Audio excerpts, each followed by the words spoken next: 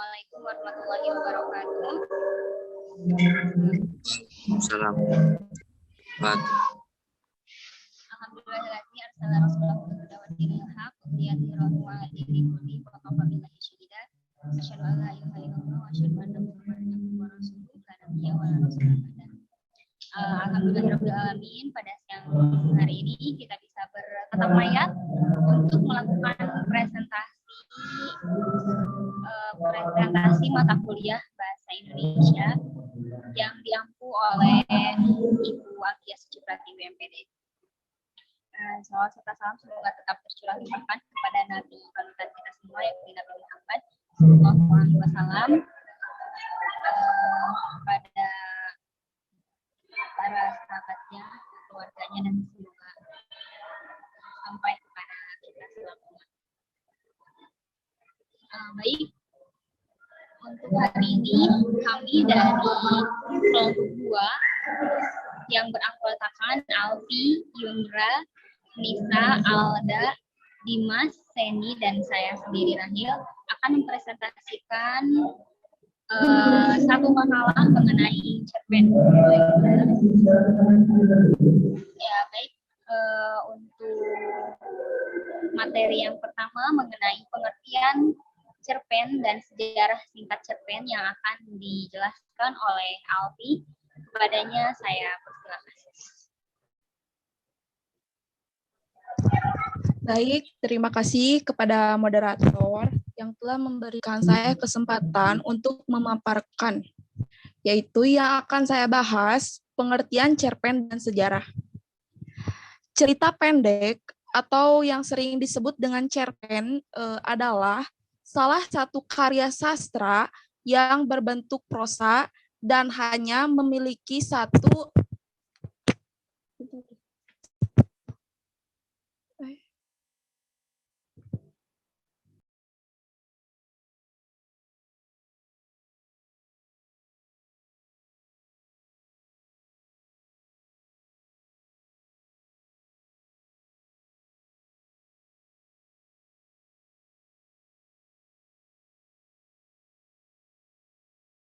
lewat tulisan pendek dan singkat.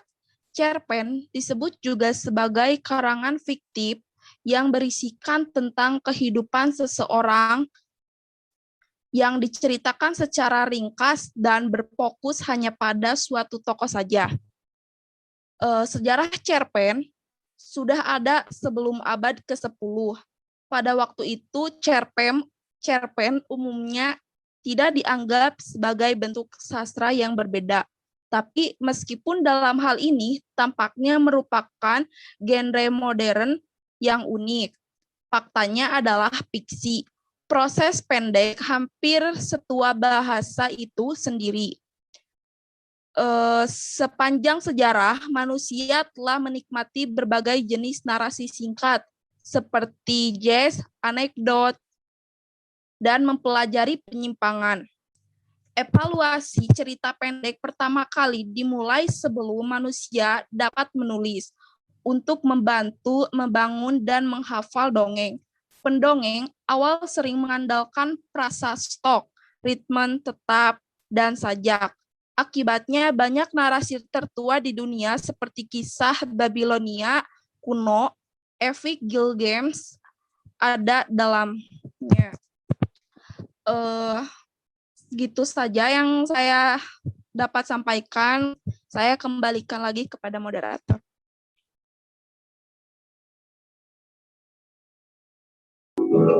Ya, baik. Terima kasih kepada Alfi yang telah memaparkan materinya. Penjelasan selanjutnya yaitu ciri dan jenis cerpen yang akan dijelaskan oleh Yundra. Silakan Yundra. Baik, terima kasih kepada moderator yang telah memberikan saya waktu untuk memaparkan materi yang selanjutnya, yaitu ciri-ciri cerpen. Dikutip situs Kementerian Pendidikan dan Kebudayaan, sama dengan karya tulis lainnya, cerpen juga memiliki ciri-ciri khusus. Berikut ciri-ciri cerpen. Yang pertama, Cerpen merupakan cerita atau tulisan yang pendek. Yang kedua, cerpen hanya memiliki satu tahapan alur. Yang ketiga, cerpen memiliki alur yang ketat dan padat. Yang keempat, cerpen harus memberikan kesan tuntas. Yang kelima, biasanya hanya menceritakan satu kejadian atau peristiwa saja. Dan yang selanjutnya, cerpen terbagi dalam 3 jenis, yakni yang pertama, cerpen yang pendek atau cerita pendek adalah cerpen yang panjangnya berkisar antara 500 sampai 700 kata. Yang kedua, cerpen sedang adalah cerpen yang panjangnya berkisar antara 750 sampai 1000 kata. Yang ketiga, cerpen panjang adalah cerpen yang panjangnya berkisar 1000 atau 1000-an kata. Dan yang selanjutnya, pembahasan selanjutnya yaitu jenis-jenis aliran cerpen. Yang pertama, aliran-aliran cerpen atau cerita pendek merupakan filosofis dasar yang menceritakan pengucapan sastra seorang sastrawan. Hingga kini telah dikenal puluhan aliran jenis-jenis cerita pendek. Berikut adalah beberapa di antaranya. Yang pertama, realis adalah aliran dalam kesusastraan yang melukiskan suatu keadaan secara sesungguhnya. Yang kedua, impresionis. Impresi berarti kesan. Jadi, impresionisme adalah pelarihan kembali kesan-kesan yang sang pengarang terhadap sesuatu yang dilihatnya. Yang ketiga, naturalis sebenarnya merupakan cabang realisme.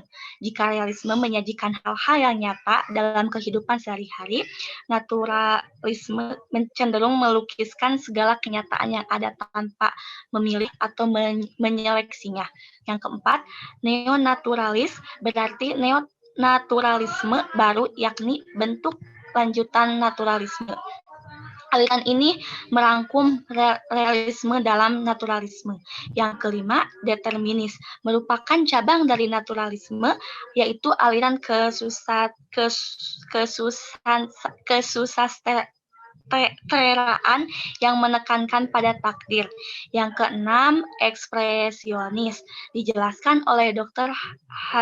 H.B. Jasin bahwa sampainya orang pada aliran ekspresionisme karena manusia dengan jiwanya yang paling dalam cuma bisa dilukiskan oleh seniman yang mengenali manusia itu sampai pada pikiran dan perasaannya yang paling dalam, kesedihan dan kesengsaraannya, ketinggian rasa susila dan kerendahan hawa nafsunya.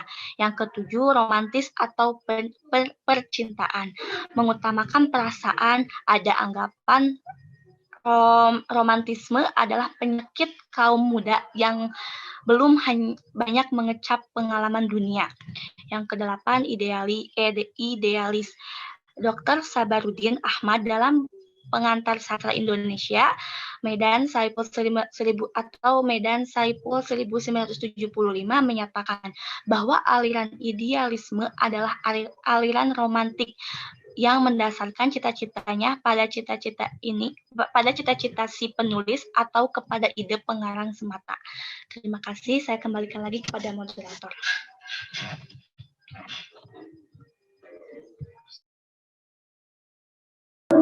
Ya, baik. Terima kasih kepada Yondra atas pemaparannya yang sangat baik. Pembahasan selanjutnya yaitu mengenai aliran-aliran dalam cerpen yang akan dijelaskan oleh Lisa. Silakan, Lisa.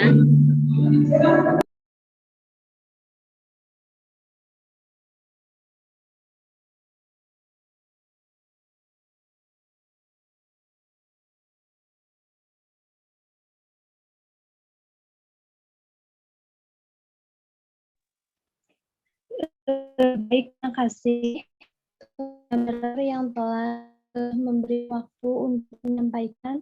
Sebelumnya izin off-cam karena sinyal tidak mendukung.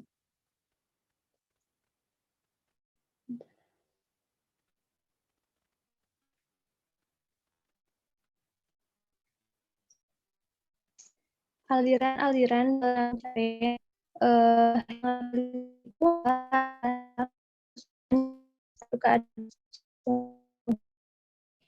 itu impresionis Impresi berarti kesan. Jadi, itu adalah kelahiran kembali kesan orang terhadap pemilihnya. Tiga naturalisasi yang sebelumnya banget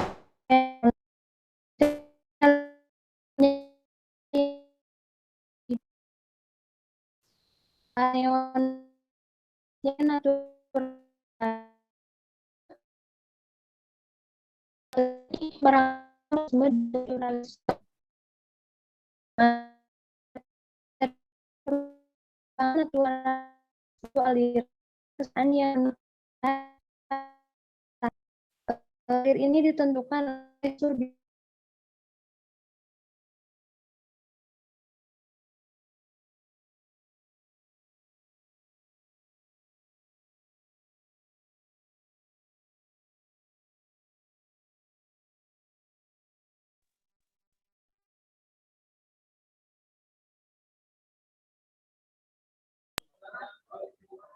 Ya, bagaimana Nisa?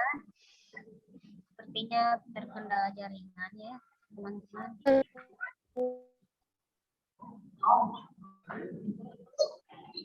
Nisa, apakah masih bisa dilanjutkan?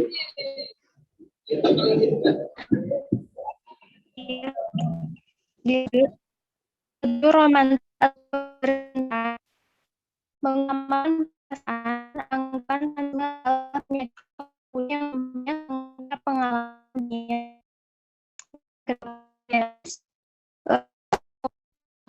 baru bahasa Indonesia mengatakan bahwa tidak ada pada seluruh kepada semata.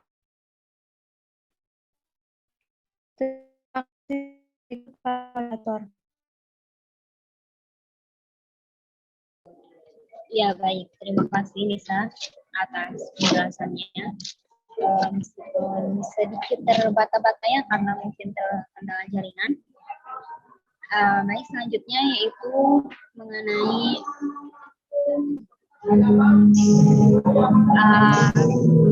pembahasan mengenai struktur cerpen yang baik dan benar yang akan dijelaskan oleh Alda. Silakan Alda. Kepada moderator yang telah memberikan waktunya kepada saya. Selanjutnya, struktur cerpen. Pada cerpen, biasanya terdiri beberapa struktur yang diperlukan seperti elemen dasar dan tambahan abstrak. Struktur tersebut sangat diperlukan ketika menyusun sebuah cerpen. Beberapa elemen dasar untuk membangun sebuah cerpen antara lain yang pertama abstrak. Abstrak merupakan pemaparan gambaran awal dari cerita yang dikisahkan. Yang kedua, orientasi. Pada orientasi cerpen biasanya menjelaskan tentang latar seperti waktu, suasana, tempat atau lokasi yang digunakan dalam penggambaran cerita pendek. 3. Komplikasi.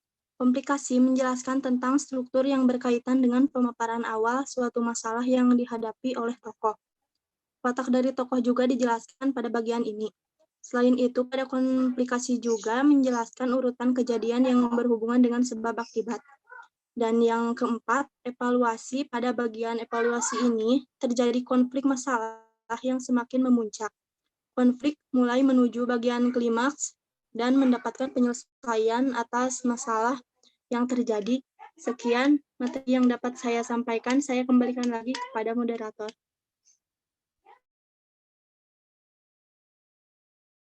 Ya, baik. Terima kasih kepada Alda atas pemaparannya. Selanjutnya yaitu mengenai unsur-unsur dalam cerpen. Unsur-unsur dalam cerpen yang akan dijelaskan oleh saudara Dimas. Silakan Dimas.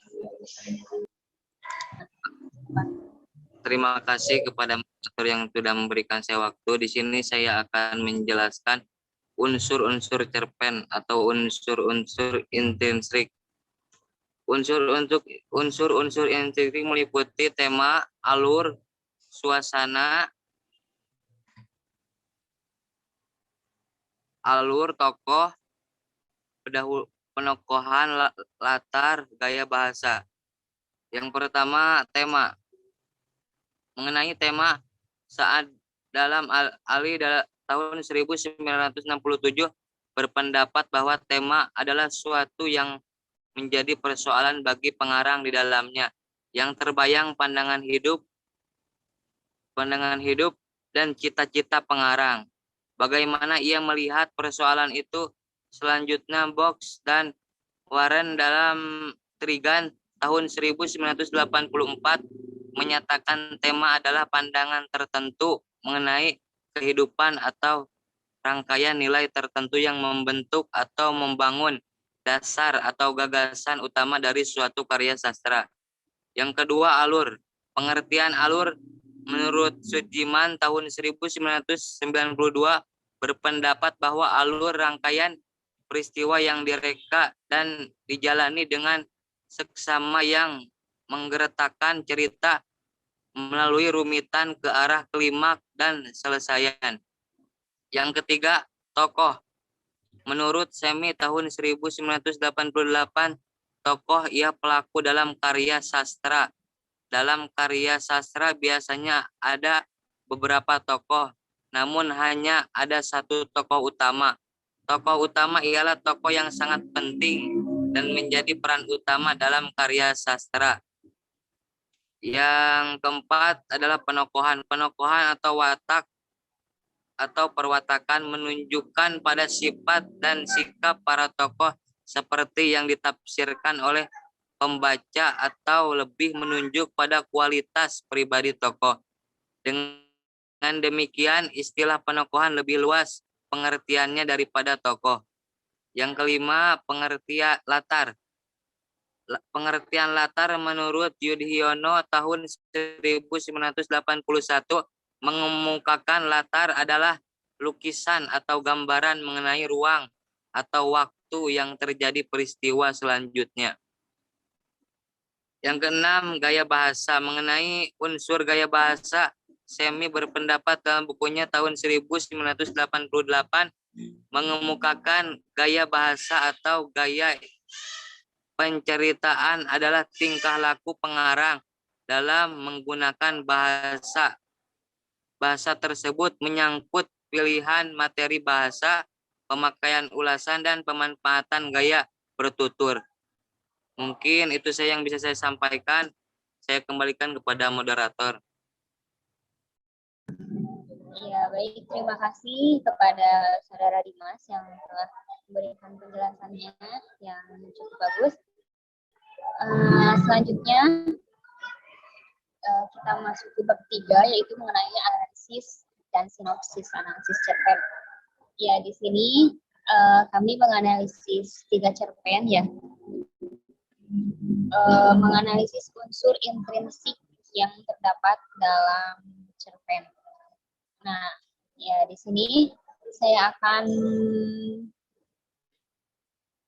mereview unsur intrinsik pada cerpen Balikui karya Putu Wijaya. Nah, tema dalam cerpen ini yaitu mengenai kebudayaan sebagai identitas bangsa. Mengenai kebudayaan sebagai identitas bangsa bisa dilihat dari bahwa si tokoh utama itu dia adalah orang Bali. Bali kan berada di Indonesia ya, jadi dia sangat mengedepankan ciri-ciri orang Bali itu bagaimana. Lalu alur atau plot yang terdapat cerita Balikui ini itu menggunakan alur campuran atau maju mundur, karena memang dalam cerita ini itu menceritakan bagaimana ia menceritakan tentang Bali kepada 300 mahasiswa di Amerika. Terus penokohan atau perwatakannya. Di sini tokoh utamanya itu adalah dia yang bernama Wayan. Dia memiliki sifat yang lugu, polos, dan pemalu, sedangkan Claudia, temannya perempuannya, profesional, baik hati, dan tepat waktu. Sedangkan menjelaskan latar atau settingnya. Itu ada 3 latar, waktu malam, ada latar waktu, latar tempat, dan latar suasana. Latar waktunya itu ada di malam hari, karena dapat ditemukan dalam kalimat ini beberapa malam riwayat nyap-nyap dia mencoba membongkar slide yang dibawanya itu bisa mengisi waktu sekitar seperempat jam, kemudian dia akan memutar video. Nah, itu bisa digarisbawahi ya, malam. Jadi latar waktunya itu malam, sedangkan latar tempatnya itu di Hunter College New York. Itu udah sangat jelas disebutkan dalam cerpennya. Terus latar suasananya itu ada riuh lucu dan menegangkan. Riuh lucu itu bisa terlihat dalam kalimat ini. Saya minta maaf karena bahasa Inggris saya bahasa Inggris, tapi barangkali karena itu saya terpilih berbicara di depan Anda semua. Karena paling tidak saya bisa menjadi tontonan konyol. Itu bisa terbilang lucu ya. Terus menegangkan karena terdapat dalam kalimat ini. Apalagi saya sekarang mencoba bicara dalam bahasa Inggris yang membuat saya sudah stres selama 1 minggu. Lalu sudut pandang dalam cerpen ini menggunakan sudut pandang orang ketiga, yaitu dia sebagai pelaku utama, karena terdapat pada kalimat Claudia Orenstein, pengajar teater Asia di perguruan tinggi negeri itu, meminta wayang sampai tampil sekitar 1 jam. Bisa dibaca ya oleh teman-teman sekalian. Lalu amanat yang terkandung dalam cerpen Baliku ini itu bahwa kita sebagai bangsa negara Indonesia itu akan mencerminkan budaya yang ada di Indonesia. Jadi dimanapun kita berada, identitas itu sangat penting. Identitas itu sangat penting karena dengan identitas kita mampu melindungi diri kita, memberikan bukti yang nyata bahwa seseorang itu tidak teroris atau penjahat lainnya.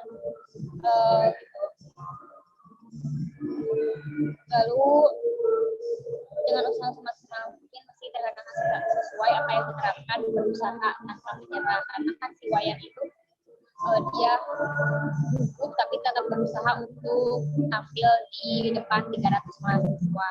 Lalu gaya penceritaan cerpen ini itu menggunakan bahasa komunikatif, lugas, sehingga mudah dipahami oleh pembaca. Kemudian dua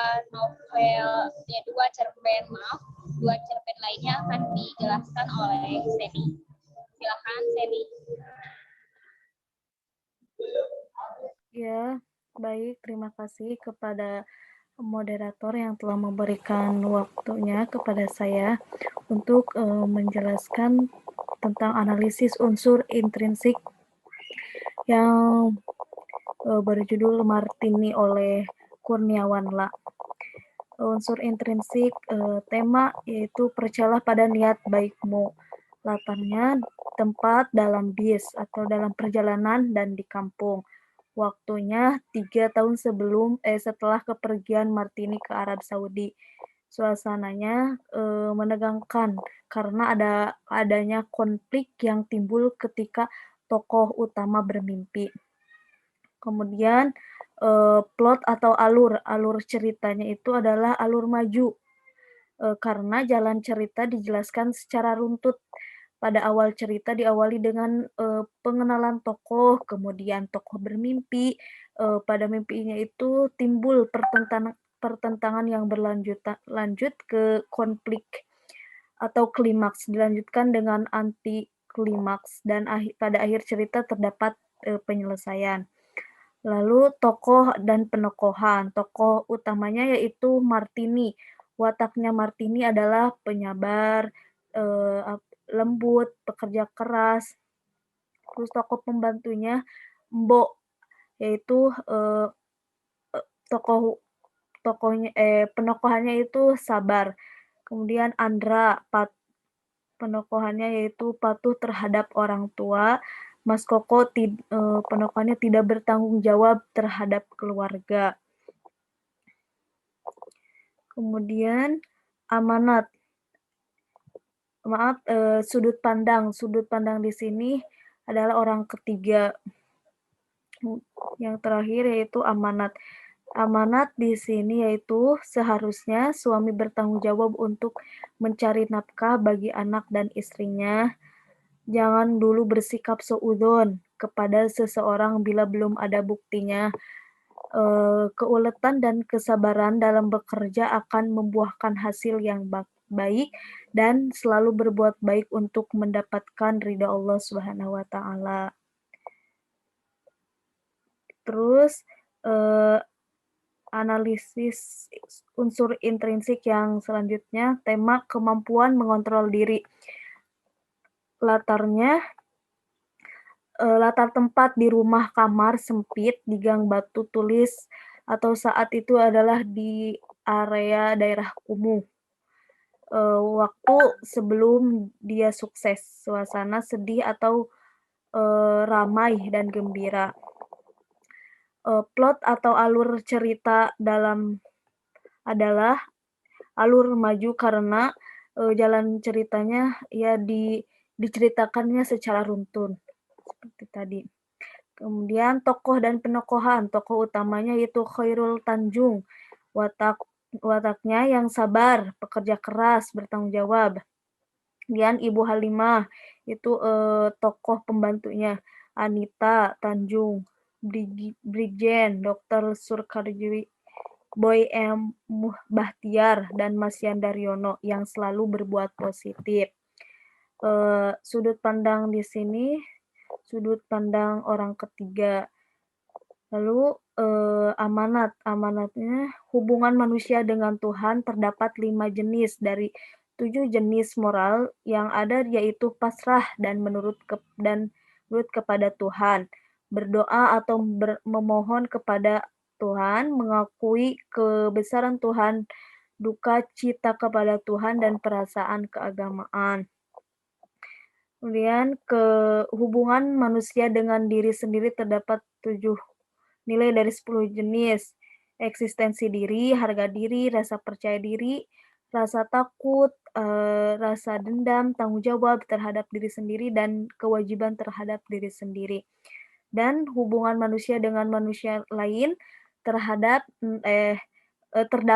6 nilai moral yang yaitu berpikir positif, menolong sesama, cinta kasih sejati, membantu yang lemah tanpa pamrih, saling menghargai, dan saling mengenal. Selanjutnya, penyampaian nilai moral dilakukan secara langsung. Baik, terima kasih kepada moderator. Saya kembalikan ke moderator. Ya, baik. Terima kasih kepada Sandy yang telah memaparkan hasil analisis unsur intrinsik pada dua cerpen lainnya.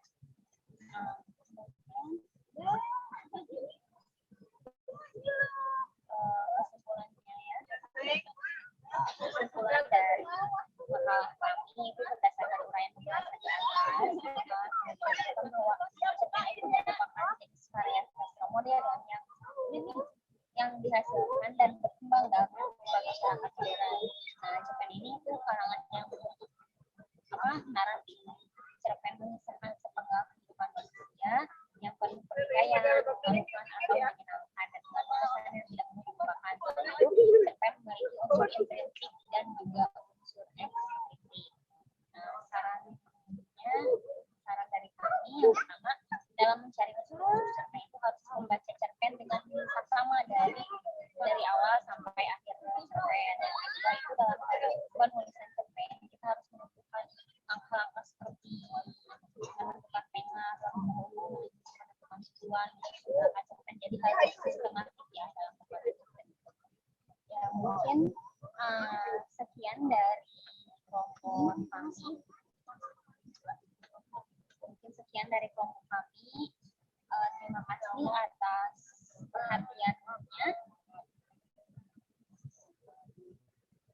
Semoga pembahasan dari kami bermanfaat. Mari kita ucapkan hamdalah bersama-sama. Alhamdulillahirobbilalamin. Ya, bila bisa dianggap Wassalamualaikum warahmatullahi wabarakatuh. Terima kasih kepada Waalaikumsalam warahmatullahi